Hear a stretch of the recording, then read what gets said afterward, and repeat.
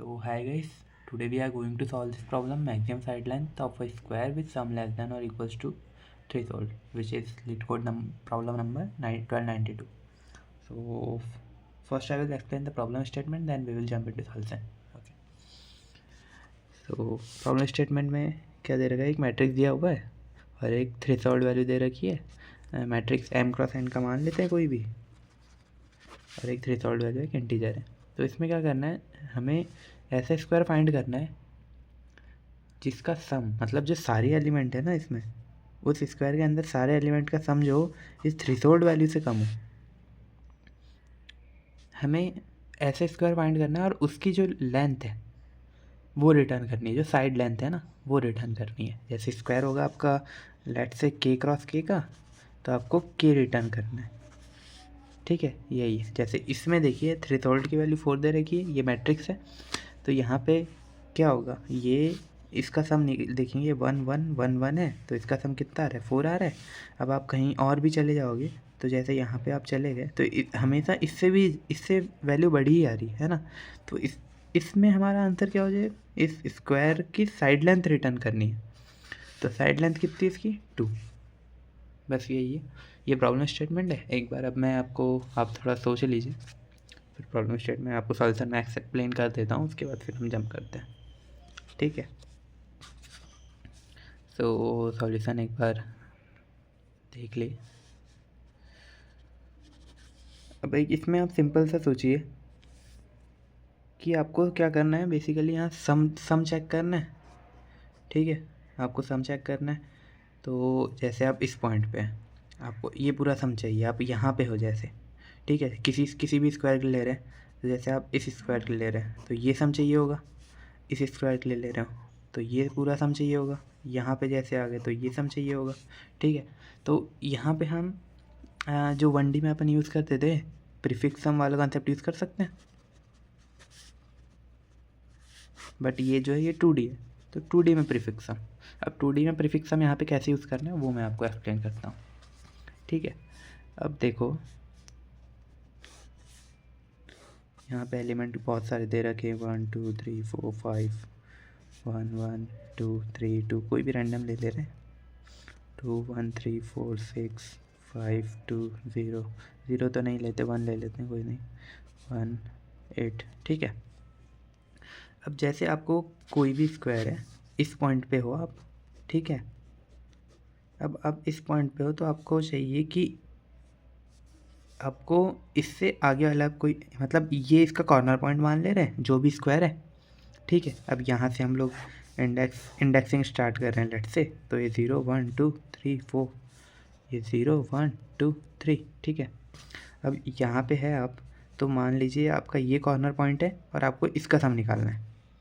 तो इसका सम निकालने के लिए क्या करोगे आप, इसका सम निकालने के लिए आप, एक तरीका ये है हमारे पास, मतलब ये बेस्ट तरीका है वैसे, कि आप इस पॉइंट पे हो।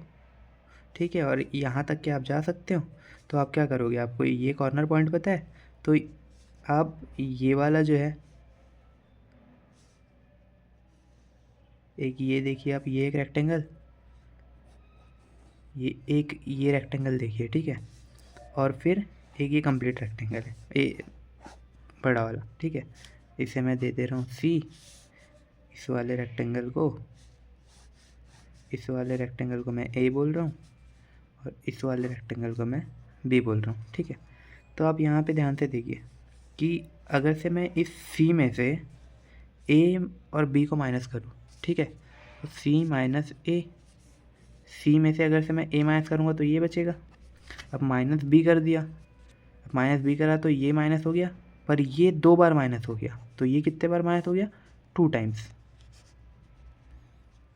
देखो, अब A में ये एक बार आ रहा है, B में भी एक बार आ रहा है, तो ये हम लोगों ने 2 बार माइनस कर दी है ये चीज़, तो हमें इसे वापस ऐड करनी पड़ेगी, तो इसे मैं D बोल रहा हूँ। ठीक है, तो प्लस D ये होगा किसी भी स्क्वायर का, अगर से मैं इसका वैल्यू निकाल रहा हूँ, इसका सम निकाल रहा हूँ, तो यही होगा। ये पूरा जो रेक्टेंगल था उसमें से माइनस मैंने ये किया, फिर ये किया, फिर उसके बाद इसे मैंने फिर से ऐड किया, क्योंकि मैंने इसे 2 बार माइनस कर चुका था। ठीक है, तो अब देखो कि अब जैसे यहाँ पे थे हम लोग, अब ये प्रीफिक्स, अब हम इसका मतलब क्या हुआ कि ये सी किसे रिप्रेजेंट कर रहा है कि इस यहाँ से इस पॉइंट से यहाँ तक के सारे वैल्यूज़ का सम, मतलब ये रेक्टेंगल का सम 0,0 और जो भी ये वैल्यू है हमारी 3,3 × 3, तो यहाँ तक का पूरा सम है ये। अब ये वाला क्या है, ये किसे रिप्रेजेंट कर रहा है, इस पॉइंट को। ये पॉइंट लेंगे तो हम इसका मतलब ये इस वाले का सम, यहाँ पे ये वाला सम, बस यही कॉन्सेप्ट है मेरा। अब ये आप देख लीजिए कि मैं कैसे प्रीफिक्स सम डिफाइन कर रहा हूँ। प्रीफिक्स सम में देखो आप 2D प्रीफिक्स सम रहेगा हमारा, 2D प्रीफिक्स सम है तो कैसे होगा, लेट्स से सबसे पहले वेक्टर ऑफ, सॉरी, हमें चाहिए प्रीफिक्स सम, ठीक है, तो 2D प्रीफिक्स सम चाहिए हमें। तो यहाँ पे देखो आप कि मैं क्या कर रहा हूँ कि मैं प्रीफिक्स सम को ऐसे डिफाइन करूँगा कि मतलब इसे मैं वेक्टर और फैक्टर फॉर्म में डिफाइन करूँगा, 2D है विच इज़ और इंट फॉर्मेट में रहेगा। अब साइज़ क्या लेंगे ये देखो, अब अगर से मैं इस पॉइंट पे जा रहा हूँ, इस पॉइंट पे जा रहा हूँ तो मैं लेट से ये बोल रहा हूँ कि यहाँ पे हूँ मैं, तो इसका मतलब ये हुआ कि इसके पीछे वाले का जो रेक्टेंगल बन रहा है 0,0 के साथ, वो वाला सम ये प्रीफिक्स सम रिटर्न करेगा। जैसे मैं प्रीफिक्स ऑफ आई जे लिख रहा हूँ,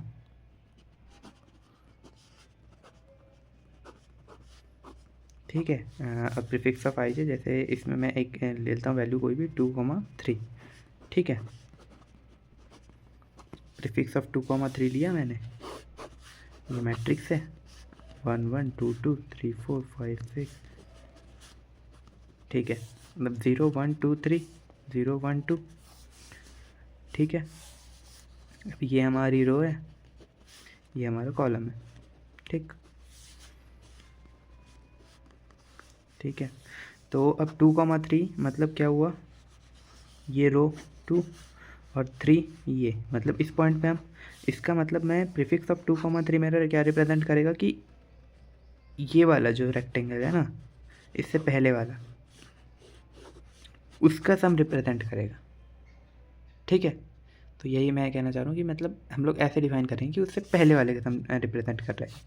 तो सबसे पहले ये देख लो कि किसी भी पॉइंट पे तो उससे आई में, मतलब जो हम वन इंडेक्स वैल्यू में देख रहे हैं, तो यहाँ पे जो है अगर से मैं 2,3 लिख रहा हूँ, इसका मतलब वो इस वाले सम को रिप्रेजेंट करेगा, ठीक है। तो ये प्रीफिक्स सम का तरीका है। अब प्रीफिक्स सम मैं आपको इम्प्लीमेंटेशन देख लो कैसे मैं कैलकुलेट कर रहा हूँ प्रीफिक्स सम, तो ये देख लो। अब अगर से मुझे क्या चाहिए, मुझे चाहिए ये पूरा सम, है ना, तो ये पूरा सम मैं कैसे निकालूंगा, सोचिए आप एक बार, फिर हम लोग एक्सप्लेन करते हैं, ठीक है। तो ये पूरा सम देखो, ठीक है, सोच लिया होगा आपने, इतना टाइम दिया था। अब ठीक है, अब यहाँ पे हम लोग क्या करते हैं कि ये इस लूप से जा रहे हैं हम लोग, यहाँ से यहाँ तक जा रहे हैं, यहाँ तक जा रहे हैं, तो अब किसी भी पॉइंट पे मुझे प्रीफिक्स सम निकालना है, मतलब ये सम निकालना है। तो उसके लिए कैसे करूँगा, तो it is P S of, मतलब जो प्रीफिक्स है अपना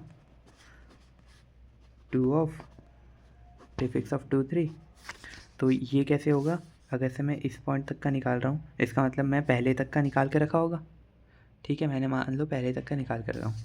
तो क्या करूँगा मैं कि इससे पहले वाला जो, मतलब ये वाला रेक्टेंगल है ये, और ये वाला जो रेक्टेंगल है ये, इसका सम करूँगा। उसके बाद ये यही चीज़ आ गई, ये 2 बार ऐड हो गया, तो इसे एक बार माइनस करूँगा, प्लस ये वाले जो एलिमेंट छूट गए, ठीक है। तो ऐसे मेरा प्रीफिक्स सम कैलकुलेट होगा। तो यहाँ पे क्या होगा, प्रीफिक्स ऑफ 2 3 है, तो इसके लिए मैं क्या लिख सकता हूँ, prefix of 2 comma prefix of 2 2 plus prefix of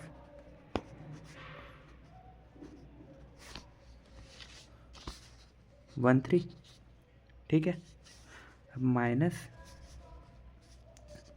ये वाला जो टर्म है ये वाला फिर से ऐड हो गया, तो ये क्या है 1, ये 0 मतलब 0 1, मतलब हाँ ये 0 1 नहीं होगा क्योंकि मैं इस एलिमेंट को रिप्रेजेंट कर रहा हूँ इस वाले के लिए, ठीक है। तो प्रीफिक्स ऑफ 1 2, ठीक है। अब ये वाला एलिमेंट फिर से ऐड करना पड़ेगा, तो प्लस जो भी हमारा मैट्रिक्स E1 है, मैट्रिक्स ऑफ ये कितना है 1 and 2, तो ये ऐसे हमारा प्रीफिक्स सम डिफाइन हुआ, ठीक है। अब उसके बाद हम लोग, चलो ठीक है ये तो हम लोगों ने कर लिया। अब उसके बाद आता है कि हम लोग साइज़ कैसे चेक करेंगे एलिमेंट का, ठीक है। तो एलिमेंट, अब ये प्रीफिक्स सम वाला कंसेप्ट आपको यहाँ तक समझ में आ गया, वो कैसे निकाल रहे हैं। अब प्रीफिक्स सम का हम यूज़ कैसे कर रहे हैं अब वो देखेंगे इस प्रॉब्लम स्टेटमेंट में। अब जैसे एक मैट्रिक्स है हमारा, ठीक है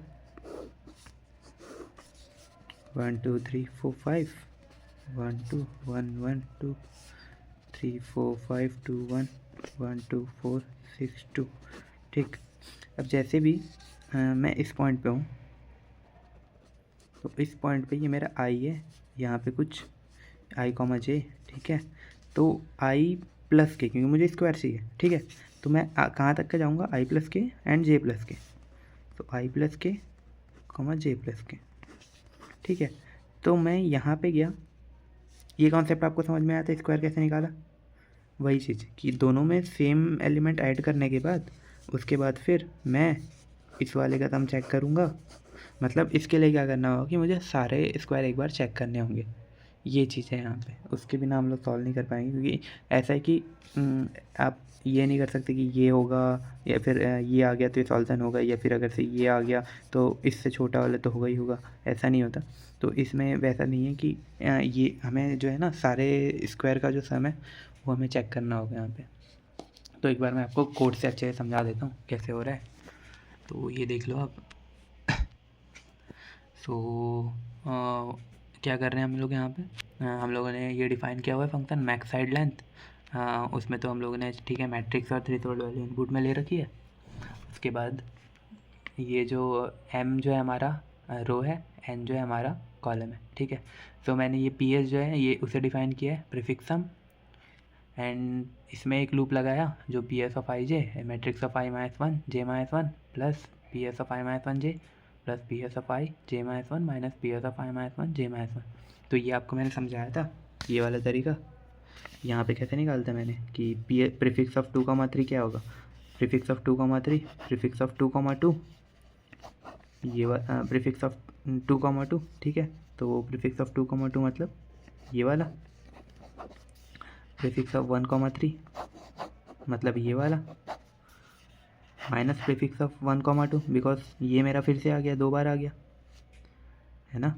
तो ये वाला जो रेक्टेंगल है 2 बार आया था, तो मैंने इसे माइनस करना पड़ेगा। अब उसके बाद मैट्रिक्स ऑफ ये जो एक सिंगल एलिमेंट रह रहा है उसे ऐड करेंगे तो ये पूरा सम आएगा। वही था प्रीफिक्स सम का। उसके बाद फिर एक मैं रिजल्ट डिफाइन कर रहा हूँ, और जो साइज है वो, क्योंकि मैं क्या कर सकता हूँ मैक्सिमम के जो आई कहाँ तक के जा सकते हैं मेरे, जैसे इस पॉइंट पे हूँ मैं, इस पॉइंट पे ये कहाँ तक के जा सकते हैं मैक्सिमम, जो इनकी मिनिमम वैल्यू है वहीं तक के तो मिनिमम, जैसे मैं यहाँ पे हूँ तो ये रो की और जो कॉलम इन दोनों में से जो मिनिमम है वहीं तक तो मैं जा सकता हूँ, क्योंकि उससे मान लो हमारा ये 5 है ये 4 है, अगर से मैंने 5 कर दिया तो ये 5 तो जा रहा है पर यहाँ पे 5 नहीं आएगा ना, तो ये स्क्वायर नहीं बनेगा। तो इसीलिए जो मिनिमम वैल्यू होगी वहाँ तक की जाऊँगा मैं, ठीक है। बस ये है। तो एक मैंने लूप के लिए लगाया कि मैं के कितने साइज़ का ले रहा हूँ, तो कहाँ तक के की मिनिमम साइज मैक्सिमम साइज़ कितनी हो सकती है, इन दोनों की मिनिमम वैल्यू तक के। तो वही मैंने किया कि के इक्वल्स टू 1 से जो साइज़ है, मतलब के जो साइड लेंथ की वैल्यू कहाँ से कहाँ तक हो सकती है 1 से लेकर के साइज़ तक के, ठीक है। अब मैं यहाँ पे चेक कर रहा हूँ, लेट से बुल फाउंड, मैंने एक वो वेरिएबल डिफाइन करा है फाउंड, अगर से मान लो हमें मिल गया तो ट्रू हम लोग चेक कर रहे हैं और फिर उसे ब्रेक करके अगले लूप में जंप करेंगे। अब अगर से नहीं है तो फिर ये वाला लूप लग रहा है हमारा, तो इसमें क्या है, तो इसमें क्या होगा कि i इक्वल्स टू 0 मैंने i डिफ़ाइन किया, ये रो के लिए i प्लस के तक के जाएगा, और ये नहीं फाउंड हो तब हम लोग यहाँ पे चेक करेंगे। और यहाँ पे क्या है फॉर j इक्वल्स टू 0 से j प्लस के लेस देन, सेम चीज़ यहाँ पे। तो यहाँ पे क्या हो गया कि मैंने क्या बताया था आपको कि जो थ्रेशोल्ड की वैल्यू है ना, ये जो सम है, ये सम किसे रिप्रेजेंट कर रहा है? स्क्वायर को। स्क्वायर को कैसे रिप्रेजेंट कर रहे हैं? ये देखो, ये पूरा माइनस ये, फिर इसमें मैंने फिर से ये चीज़ ऐड करूँगा, यानी क्योंकि ये 2 बार माइनस हो चुका है, तो तब जाके मेरी ये एलिमेंट आएगी। बस यही मैंने लिखा हुआ है, P S of I plus के जे प्लस के, मतलब जो पूरा टोटल कंप्लीट रेक्टेंगल था, minus P S of I J plus के पहले वाले का, जो के माइनस हटा करके जो मेरा स्क्वायर लेंथ था, वो डिस्टेंस मुझे कम करके वो माइनस करूँगा। सेम चीज़ और कॉलम के लिए भी माइनस करूँगा, और फिर ये चीज़ मेरी 2 बार माइनस हो चुकी थी, तो मैंने इसे फिर से ऐड कर दिया। अब ये चेक करूँगा ये थ्रेशोल्ड से छोटा है नहीं, अगर से मान लो छोटा है तो मैं बोलूँगा हाँ ट्रू, और फिर जो उसे मैं ब्रेक कर दूँगा। और अगर से मतलब ये क्या है कि मेरी के की वैल्यू क्या आ रखी है, के की वैल्यू आ गई है कुछ, तो वो यहाँ पे मिल जाएगी। मतलब इस वाले जो लूप से है, वो मैं यहाँ पे इसके लिए बार बार चेक नहीं करूँगा। सेम के की वैल्यू के लिए मैं डिफरेंट जे की वैल्यूज़ यूज़ नहीं करूँगा, डिफरेंट आई जे यूज़ नहीं करूँगा, क्योंकि मुझे तो वो साइड लेंथ मिल चुकी है ना। मान लो के इक्वल्स टू मेरा 2 मिल चुका है। अब के अगर से मेरा 2 मिल चुका है, तो मैं फिर से के टू के लिए अलग अलग पॉइंट के लिए क्यों चेक करूँगा, है ना।